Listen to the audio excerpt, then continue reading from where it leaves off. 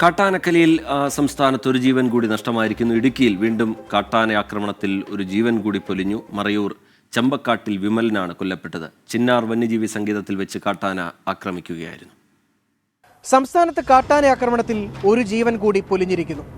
മറയൂർ ചിന്നാർ വന്യജീവി സങ്കേതത്തിൽ വെച്ച് മനുഷ്യജീവന് യാതൊരു വിലയുമില്ലാതാവുകയാണ്. കാട്ടാന ആക്രമണത്തിൽ കൊല്ലപ്പെടുന്ന മനുഷ്യജീവനുകൾ വെറും അക്കങ്ങൾ മാത്രമായി മാറുകയാണോ എന്ന് സംശയിക്കേണ്ടിയിരിക്കുന്നു.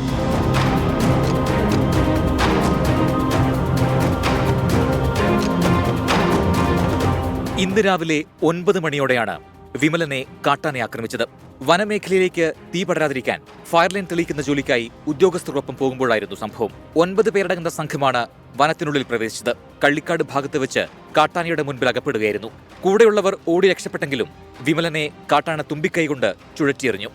പണിക്ക് ആൾക്കാരുമായിട്ട് പോയത് ആന അവിടെ നിന്ന് പിടിച്ച് ചവിട്ടി കൊന്നത്. പിന്നെ പുള്ളിക്ക് ഒന്നും വയ്യാതെ അങ്ങനെ പോയി. ഇല്ലെങ്കിൽ ഞങ്ങൾ ചെറുതായിട്ടൊന്നാണ് ഞങ്ങൾ ഓർത്തത്. ചെറുതായിട്ട് നോക്കിയപ്പോൾ ഇവിടെ ഒന്ന് നോക്കിയിട്ടല്ലേ കാര്യം അറിയുന്നത്.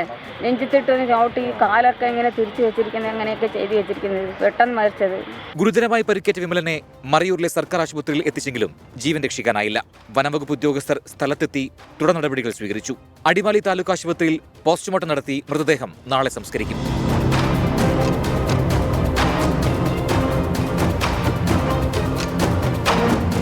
വീണ്ടും ഒരു 10 ലക്ഷത്തിന്റെ ചെക്ക് എഴുതുന്ന സമയമാണ്.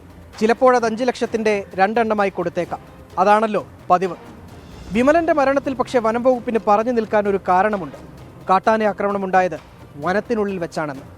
അപ്പോഴും ഓർക്കേണ്ടത് വിമലനെ വനത്തിനുള്ളിലേക്ക് കൊണ്ടുപോയത് ആരാണ് എന്ന്. രാഹുൽ വിജയൻ, 24 ഇടുക്കി. പൊതുജനം കഴുതയല്ല സാർ.